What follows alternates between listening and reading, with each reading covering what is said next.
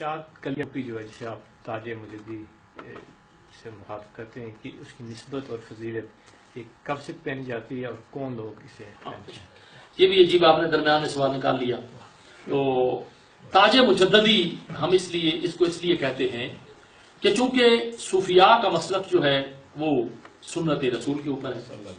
آقا کریم حبیب علیہ الصلوۃ والسلام نے ٹوپی جو ہے اس کے اوپر امامہ باندھا ہے.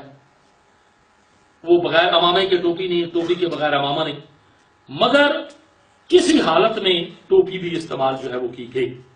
اب تاج مجددی اس لیے کہ چار کلیہ ٹوپی جو ہے اس کی جو ترویج، اس کو جو عام کیا، یہ حضرت امام ربانی مجدد الفسانی رحمۃ اللہ علیہ نے اسے عام کیا. جیسے کہ میری گود میں پڑی ہوئی ہے، یہ میں چونکہ پہنے والا تھا سر کو درد تھا. یہ چہار کلیہ ٹوپی جو ہے یہ چار اس کی نسبتیں ہیں. اب اس کو ذرا یہ دیکھ لیں کہ چونکہ نیچے سے اس کا ایک راؤنڈ ہے، اوپر سے یہ چار کلیاں چل کے ایک مقام پہ جا کے جڑ جاتی ہیں. اب پہلی تشریح جو اس کی تاج مجددی کی بنتی ہے کہ نیچے ہاتھا جو ہے وہ ایک ہے سم کا، اور چار سلسلے جو چلتے ہیں جن میں اول سلسلہ جو ہے وہ سیدنا صدیق اکبر کا ہے، نقشبندی سلسلہ ہے، پھر اس کے بعد قادری سلسلہ ہے، چشتی سلسلہ ہے، سہروردی سلسلہ ہے، پھر آگے ان کے خلفاء کے سلسلے ہیں، مگر نام پر جو سلسلے ہیں مشہور وہ چار سلسلے ہیں. چاروں سلسلوں کا یہ بتایا گیا کہ چاروں سلسلے چل کے آخر پہ آ کر آقا کریم کے دروازے پہ جا کر ایک گرہ پہ جا کر جمع ہو جاتے ہیں.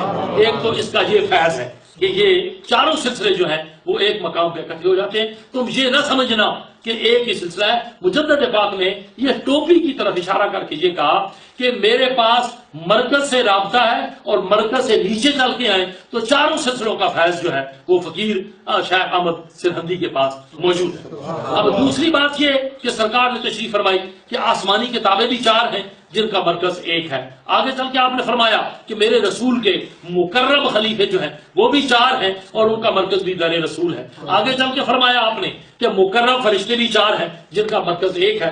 اتنی تشریحات کے بعد حضرت خواجہ معصوم سرندی، حضرت خواجہ سیف الدین سرندی، حضرت خواجہ ہاشم کشمیری رحمۃ اللہ علیہ اور ان میں بالخصوص آپ کے اور میرے بابا جی علیہ رحمت سرکار سید نور محمد رحمۃ اللہ علیہ، حضرت بابا جی فقیر محمد رحمۃ اللہ علیہ، بابا جی زلفم علی سرکار، آپ کا خانوادہ، آپ کے جتنے خدام ہیں آج بھی اپنے سروں کے اوپر یہ تاج مجددی سجاتے ہیں. اور یہ نقش بندی سلسلے اور چوراہی سلسلے کی یہ پہچان ہے، یہ طرح امتیاز ہے کہ جس نے سب پہ پہنی ہوئی ہوگی سمجھ لیں گے کہ ایک تو یہ نقش بندی ہے اور دوسرا یہ خانوادہ چورہ شریف سے جس کا تعلق ہے، بابا جی کے خانوادے سے اس کا تعلق ہے. اور پھر اس ٹوپی کو بڑی جو ہے ایک مقام حاصل ہوا.